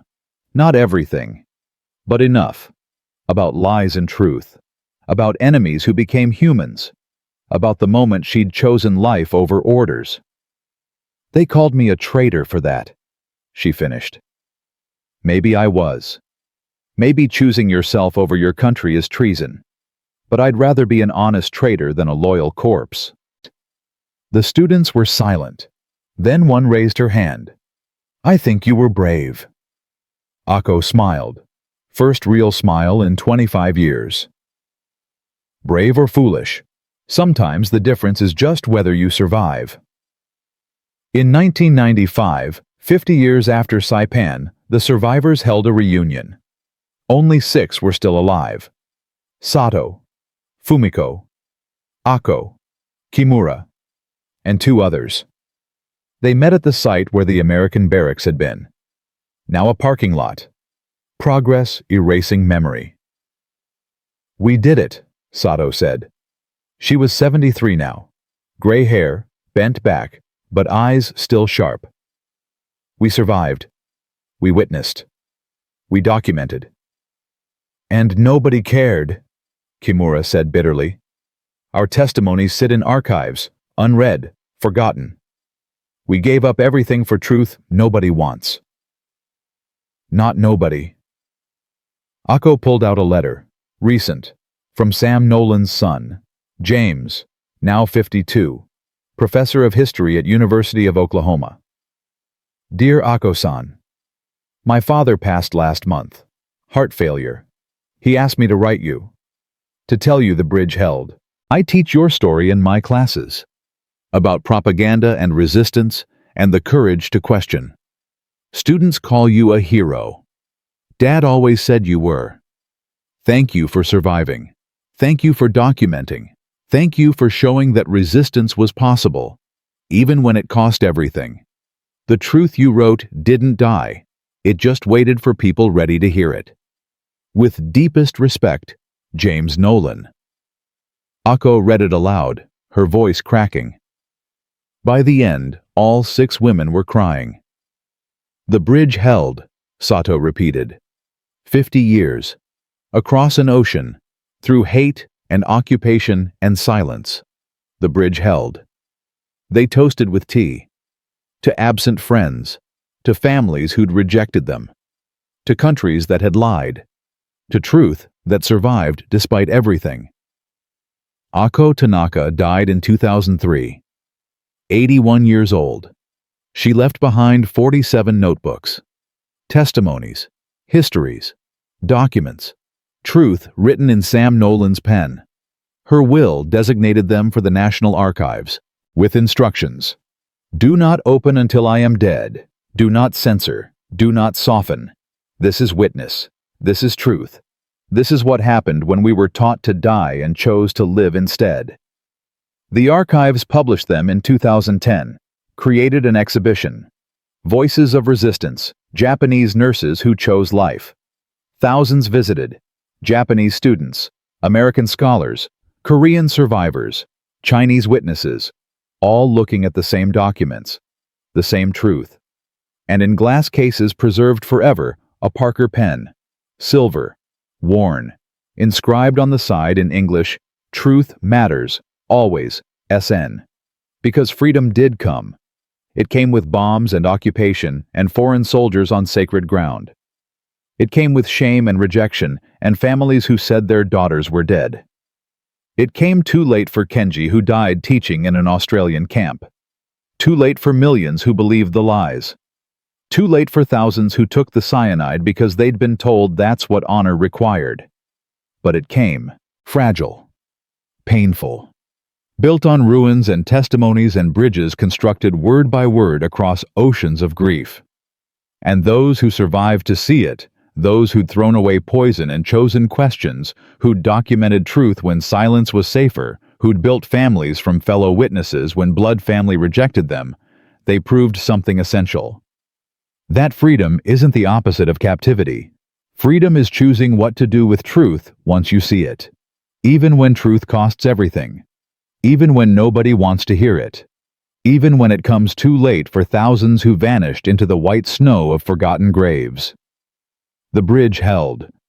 That's the only victory that matters. The exhibition opened on a cold morning in Tokyo, February 2010, 65 years after the cyanide. 65 years after the water. A high school student stood in front of the glass case. Inside Sam's pen. Ako's notebooks. A faded photograph of 11 women in American-issued clothes standing on the deck of the USS Missouri. The girl pressed her hand against the glass. Grandmother. Behind her, an old woman in a wheelchair. 84 years old. Haruko. The youngest nurse. The one who'd tasted chocolate and cried at its sweetness. That's me, Haruko said. Her voice was paper thin. Third from left, 16 years old, terrified. The girl, Yuki 17, turned. You never told us. You never asked, and I never wanted to explain. Haruko rolled closer to the case, stared at her younger face. Your great-grandfather disowned me for this. My own father. He died in 1987 without speaking to me again. But you were a hero. I was a survivor. There's a difference. Haruko pointed at the pen. Ako got that from an American Marine. He gave her his shoes too, knelt in the mud to put them on her feet. Enemy soldier, kind enough to treat her like a human. Yuki read the inscription aloud. Truth Matters, Always, SN. Sam Nolan, Oklahoma. He had a wife and a son, showed us photos, made us see he was just a person. Haruko's hands trembled on the wheelchair. That was the real weapon, not the bombs. The simple fact that they treated us like we mattered.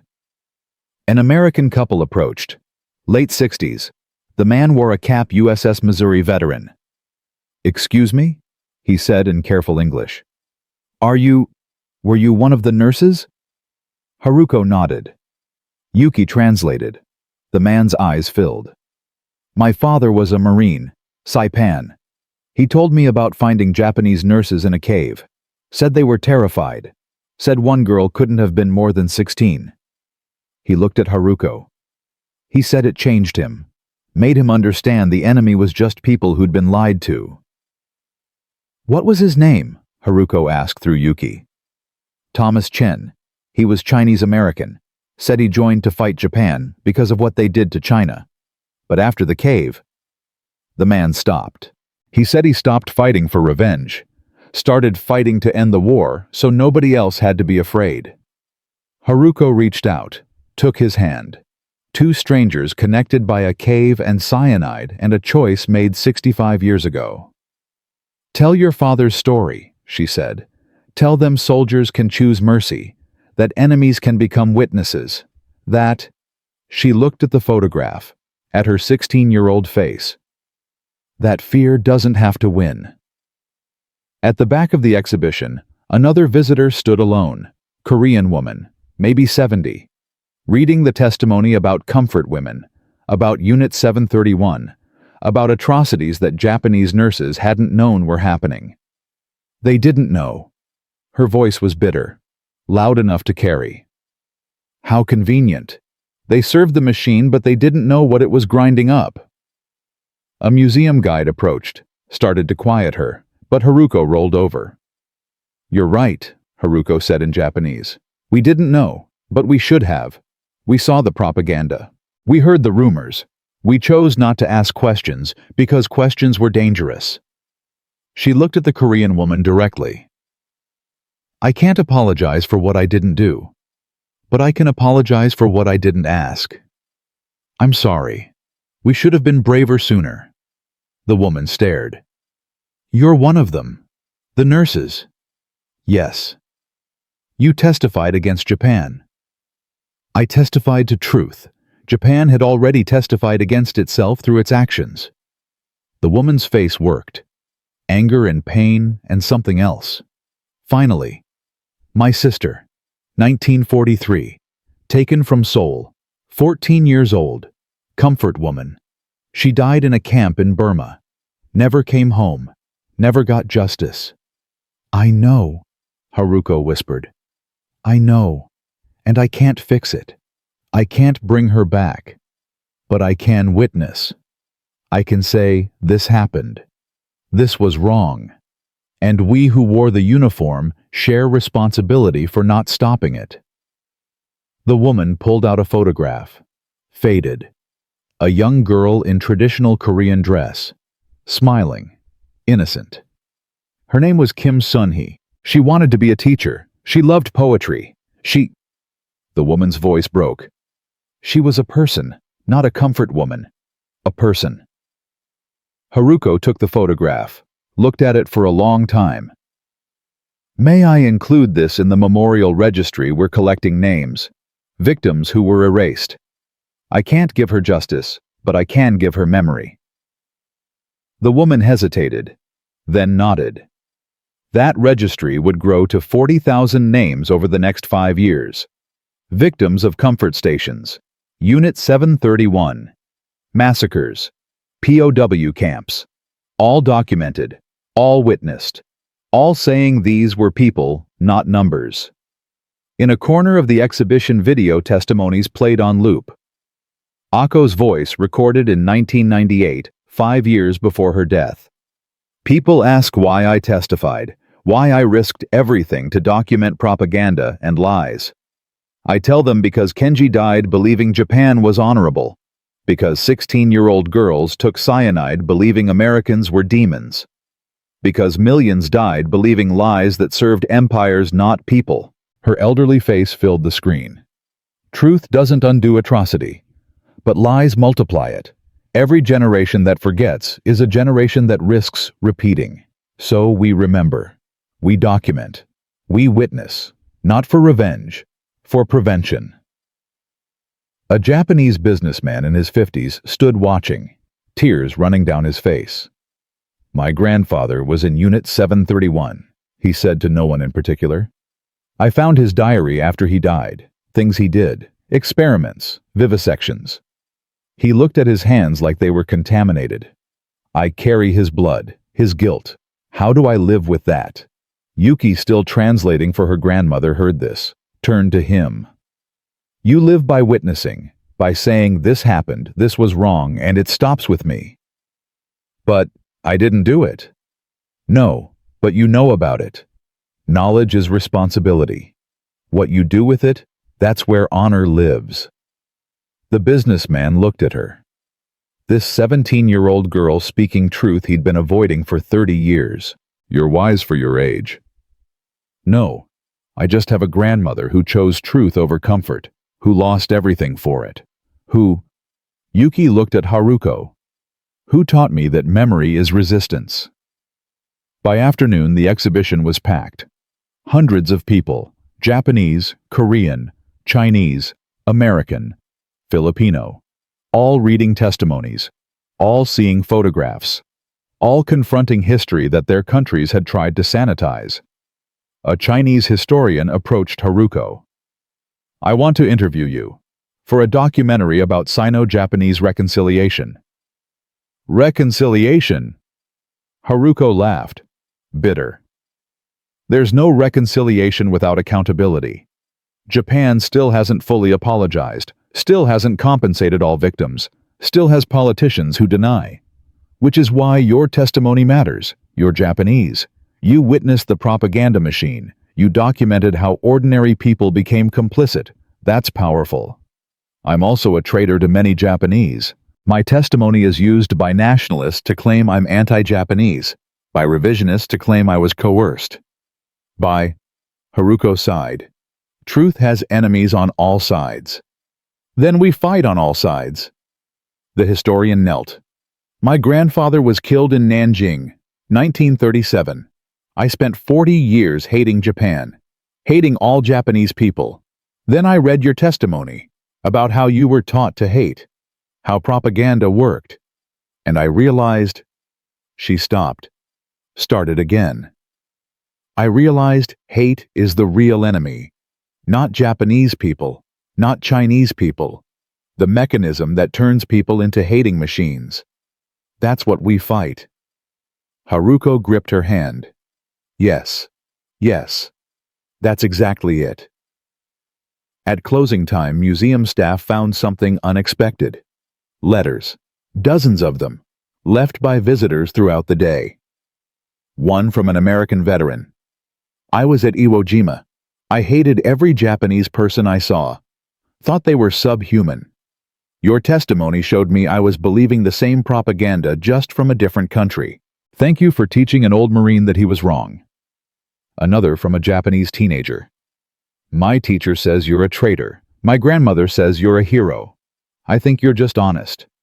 Thank you for showing me that patriotism doesn't mean blind loyalty. A third from a Korean survivor. I cannot forgive, but I can witness alongside you. Maybe that's enough.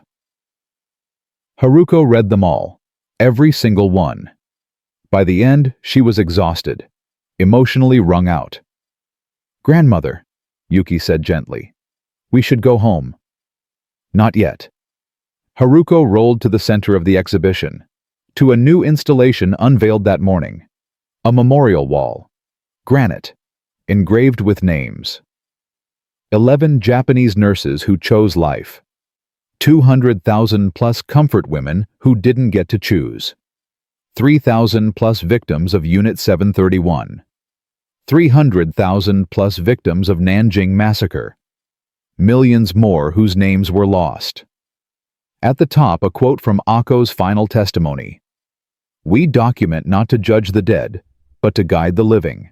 Remember them not with hate, but with determination that it never happens again. Haruko pressed her palm against the cold stone, felt the engraved names under her fingertips. Kim Sun-hee, and thousands of others. We built this with guilt, she said. Japanese guilt, American guilt, human guilt. But we remember it with love. Love for the victims, love for truth, love for the possibility that maybe we can break the cycle. That night, the museum published visitor numbers. 12,000 people in one day, record attendance for a historical exhibition in Japan. But more importantly, 12,000 conversations started. 12,000 people confronting truths their textbooks had softened. 12,000 witnesses creating new witnesses. In Oklahoma, James Nolan watched the live stream of the exhibition opening. His father had died in 1995. But his father's pen lived on, preserved behind glass, symbol of a bridge built across an ocean of blood. James recorded a video message that night, posted it online. "My father gave a Japanese nurse his pen in 1945, told her to write the truth. She did. For 60 years. She documented propaganda resistance and the choice to live when ordered to die. Her notebooks are now in a museum in Tokyo, and people are reading them. People are learning. People are understanding that propaganda doesn't just happen to others, it happens to all of us when we stop asking questions." He paused. Dad always said the war taught him one thing: the enemy is never the people. The enemy is the lie that makes us see people as enemies. Ako Tanaka's testimony proves that. She saw through the lie, chose truth, paid the price, but the bridge held. That's what matters. The bridge held. The video went viral. 2 million views in 3 days. Comments in dozens of languages. People sharing their own stories, their own family histories, their own testimonies. One comment from a Japanese teenager. "My great-aunt was one of those nurses. My family never talked about her, said she brought shame. But I looked her up, found her testimony. She wasn't shameful. She was brave. And I'm going to tell her story. She deserves that." Another from a German student. "This is like the resistance during the Holocaust. People who said no when everyone else said yes. We need these stories. We need to know resistance was possible." A third from a Chinese American. "My grandmother was raped by Japanese soldiers in 1938. She never recovered. Died hating all Japanese people. I inherited that hate. But this testimony, it doesn't excuse what happened. But it explains how. And understanding how is the first step to preventing next time." By March 2010, the exhibition had spawned international interest. Museums in Seoul, Beijing, Manila, Washington, D.C., all requesting the testimony be displayed. Some protested. Japanese nationalists called it anti-Japanese propaganda. Korean activists said it centered Japanese victimhood over Asian victims. Chinese officials said it didn't go far enough in condemning Japanese imperialism. But Haruko kept speaking, kept witnessing, kept saying the same thing. "I'm not asking for forgiveness. I'm not claiming victimhood. I'm documenting what happened, how propaganda works, how ordinary people become complicit, how resistance is possible but costly. That's it. That's the testimony." In June 2010, she received a letter. From Sam Nolan's grandson, Sam Jr., 23 years old, college student. "Dear Haruko-san, my grandfather's pen is in a museum. My father recorded a video. And I'm in Japan, teaching English in Osaka. 3 generations of Nolans connected to your story. Grandpa Sam said the cave changed him. Dad said the testimony educated him. I say," the letter continued, "I say the bridge is still being built. Stone by stone, story by story. I'm teaching my students about propaganda, about questioning authority, about how both our countries lied to their people, and they're listening, they're asking questions, they're becoming witnesses. Grandpa would be proud. I think Ako-san would be too. Thank you for surviving. Thank you for documenting. Thank you for proving that one person choosing truth matters. With respect, Sam Nolan Jr." Haruko wrote back immediately. "Dear Sam Jr., your grandfather gave me chocolate when I was 16. First sweet thing I'd tasted in months. I cried. Not from the chocolate, from the kindness. From realizing I'd been lied to about who the monsters were. That moment, that single moment of unexpected humanity, it saved my life. Not physically, emotionally. It showed me that people can choose differently. That propaganda isn't destiny. That bridges can be built even across graves." She paused. Pen hovering over paper. I'm 84 now. I won't live much longer. But knowing the bridge is still being built, that's enough. That's everything. Tell your students their questions matter. Tell them skepticism is patriotism. Tell them memory is resistance. With gratitude, Haruko. She died 3 months later. September 2010. The last of the 11 nurses. Her funeral was attended by hundreds. Japanese students, Korean survivors, Chinese historians, American veterans, people who'd never met her but whose lives had been changed by her testimony. At the grave, Yuki read her grandmother's final words. Written 2 days before death. I chose life over orders, truth over loyalty, humanity over propaganda. It cost me everything, family, country, 50 years of being called traitor. But I'd make the same choice again. Because the alternative, dying for a lie, killing for a lie, living in a lie, that's not survival. That's just slow death. I survived. I witnessed. I documented. And now I pass the burden to you. Keep questioning. Keep documenting. Keep remembering. Memory is how we resist. Truth is how we prevent. Love is how we heal. Do all three. Even when it costs everything. Especially then. The museum created a new installation after her death. The Last Witness. Haruko's final interview. Her wheelchair, her copy of Ako's notebooks worn from decades of reading. And something new. A wall where visitors could write their own testimonies, their own questions, their own commitments. The wall filled quickly. I will question my government. Japanese student. I will remember the victims. Korean survivor. I will teach the truth. American teacher. I will build bridges. Chinese historian. I will choose humanity. Filipino nurse. By 2015, the exhibition had been seen by over 500,000 people. The testimonies had been translated into 40 languages. Schools in Japan, Korea, China, and America were using them in curriculum. Some textbooks started including the story. Not all, not most, but some. Small progress. Fragile progress, but progress. In Tokyo, at a high school, a teacher asked her students, "If you were in that cave in 1945, what would you have done? Taken the cyanide like you were ordered or thrown it away?" One student raised his hand. "I'd like to think I'd throw it away. But honestly, I don't know. Propaganda is powerful, especially when you're scared." Good answer, the teacher said. Humility about our own susceptibility to propaganda, that's the first step to resistance. The nurses who threw away the cyanide weren't superhuman. They were just people who recognized the lie and chose differently. That's available to all of us. Every day. Every choice. Another student. But they were punished for it. Their families rejected them.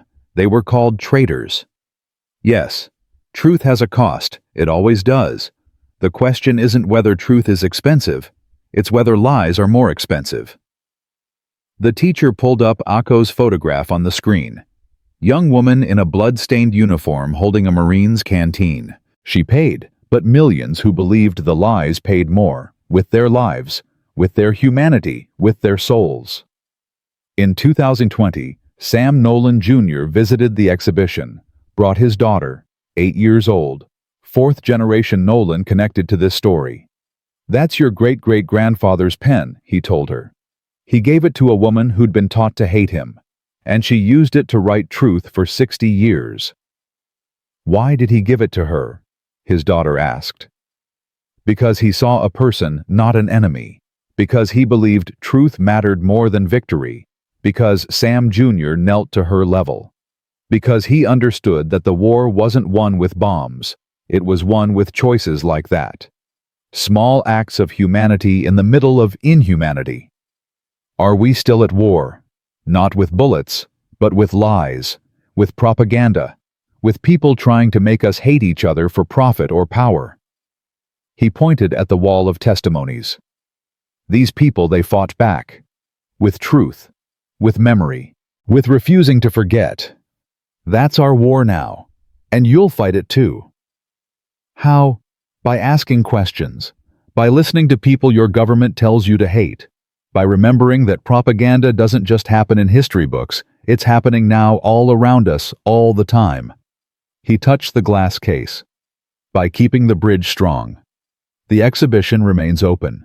Will remain open as long as memory matters, as long as truth needs defending, as long as new generations need reminding that propaganda is powerful, but resistance is possible. On the memorial wall, a final quote from Ako Tanaka's last interview, recorded 3 days before her death in 2003. They taught us to build empires with hate, to wage war with lies, to measure honor by how beautifully we died. We chose differently. We built bridges with truth. We waged peace with memory. We measured honor by how honestly we lived. That's the only legacy worth leaving. The bridge. Always the bridge.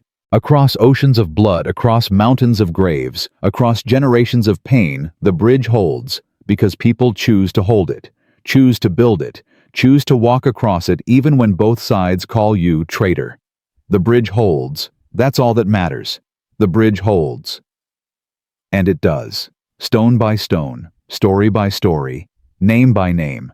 In Seoul, a comfort woman survivor reads the testimonies and writes her own. In Beijing, a historian includes the story in her book on resistance. In Manila, a teacher uses the testimonies to discuss propaganda with students. In Washington, a museum adds the story to its War and Memory exhibit.